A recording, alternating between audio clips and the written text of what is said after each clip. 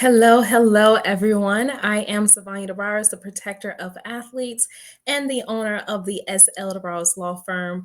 Look, I enjoy my job because I get the opportunity to protect athletes and entrepreneurs in their business dealings. That also means protecting the assets, the things that they create, the things that people don't typically think about on a day-to-day basis as something that could really set them up and set their families up for success. So, today, what I want to talk with you guys about is whether your trademark can expire. Now, if you don't have a trademark, chances are you need one. So, make sure you identify the IP, and IP is intellectual property assets that you're creating in your business, even if it's typically a hobby right now. If you're making money from the things that you've created, chances are you need a trademark. Okay. So before I dive into today's talk with you, this quick pop up live, I want to invite you to my trademark masterclass. It's all going to happen January 21st. You can RSVP by going to the link bit.ly/TM masterclass and make sure the TM masterclass is in all caps. Now, when you get to this page, there will be a checkout form at the end. You can make sure you get our promotional rate by using the code New Year. Now, make sure that you use that code before the end of this week so you can get our promotional rate, and the code needs to be in all caps. Okay, so to recap, bit.ly/TM Masterclass. And again, that is also in all caps. So for those who are joining me, if you're not quite familiar with me, I'm going to tell you a little bit about who I am so you can become quickly familiarized with Sivonnia. So, as I stated, I own the S.L. DeBarros Law Firm. I truly enjoy what I do. It is my deepest belief that I have been called to serve and protect entrepreneurs. Typically, I work with athletes and business owners. Now, the good thing is, guys, I've been featured for my work, but and I'm going to share some of those wins with you, but that is not why I do what I do. The reason why I do what I do is because I am changing the landscape of my legacy. And someone in my family did that for me, right? They laid a foundation that I'm building from. However, if we had more people who had already laid those foundations, we wouldn't have to work as hard as we're working.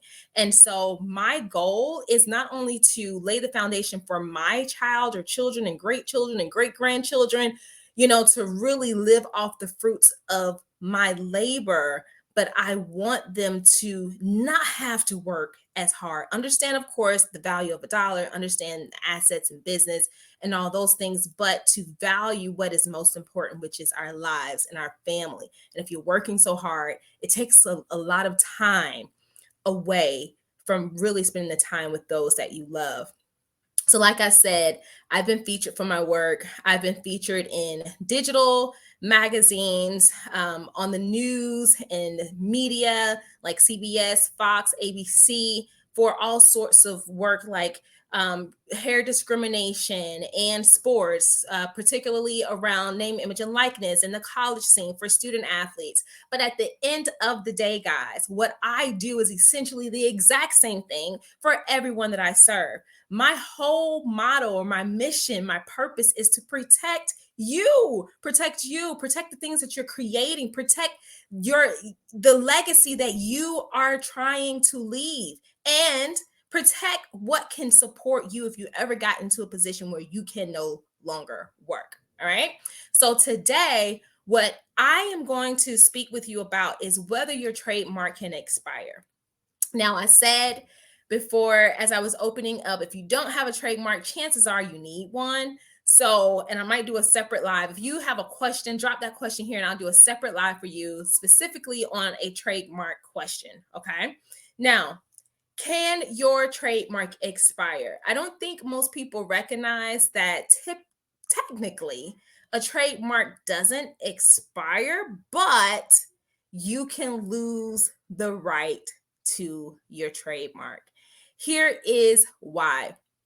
Typically, when an entrepreneur, business owner, or whomever owns this name or the brand or whatever it is that you're trying to register, and we would typically register this with the USPTO office, so the United States Trademark and Patent Office, you would file an application to technically protect the brand that you are using. So some examples could be the name of a course that you created. You're not trademarking the course itself, the contents of it, but you're registering the name because now it has leverage, right? You have something that you've put out into the marketplace that you want to safeguard from other people trying to take this name. So if someone ever sees this name of your course, for example, they will know only you have this name doing this particular thing. So think of it the same way for other brands. If you have a clothing line, if you have an event company,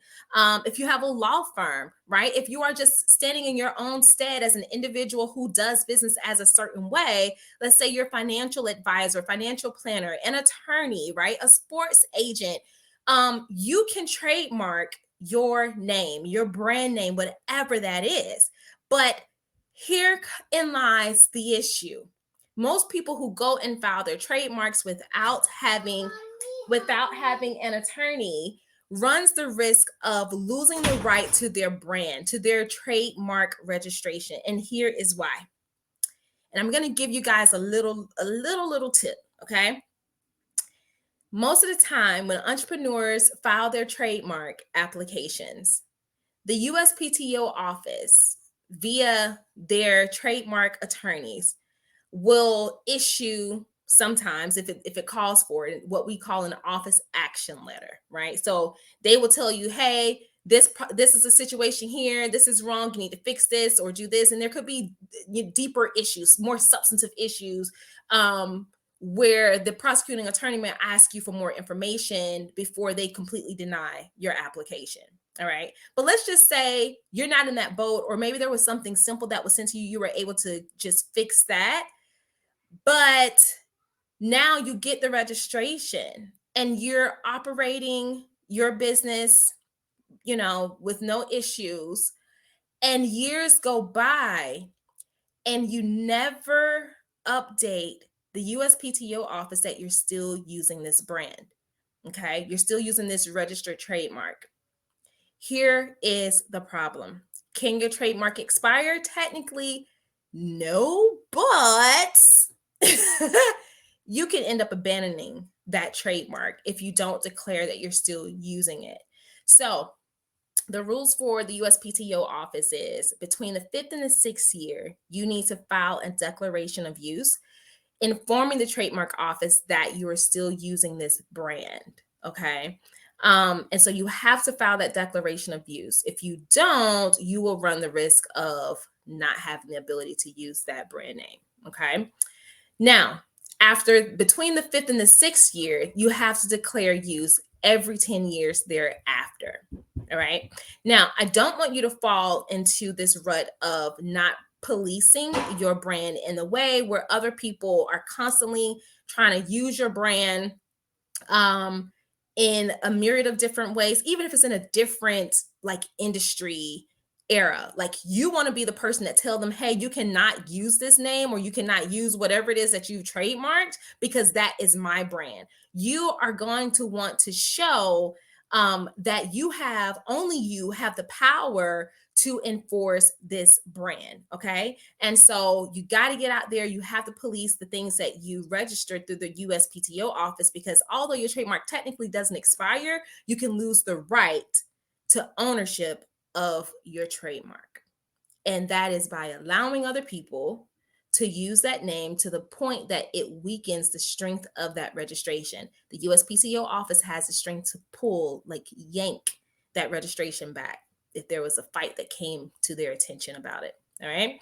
So can your trademark expire? Not technically, but you can lose the right. So make sure that you declare your use within the 5th and the 6th year. And make sure every 10 years after that, you are declaring the use to that trademark.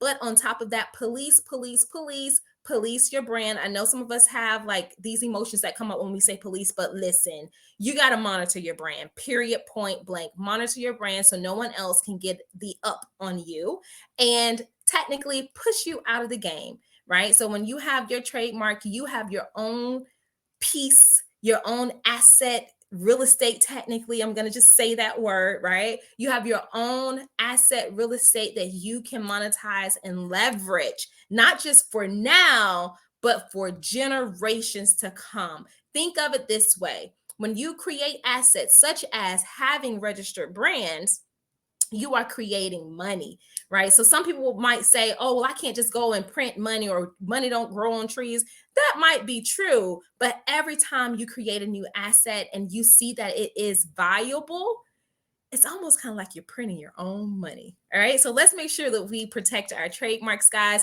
Again, I want to invite you, join me on January 21st for the Trademark Masterclass. I'm going to walk you through very in-depth issues around trademarking, how you can trademark your own brands, what those costs are, things to look out for, and a host of other things. So you don't want to miss this. You can register right now by going to bit.ly/TM Masterclass. Make sure that's in all caps and use the code New Year before the end of this week, and make sure the code is also in all caps. Again, I'm Sivonnia DeBarros, the protector of athletes. And y'all know I love this stuff. So I can't wait to talk to you again about trademarks. If you have a question specifically to trademarks, go ahead and drop it down so that I can answer that question for you. All right, guys, have a great night. Ciao.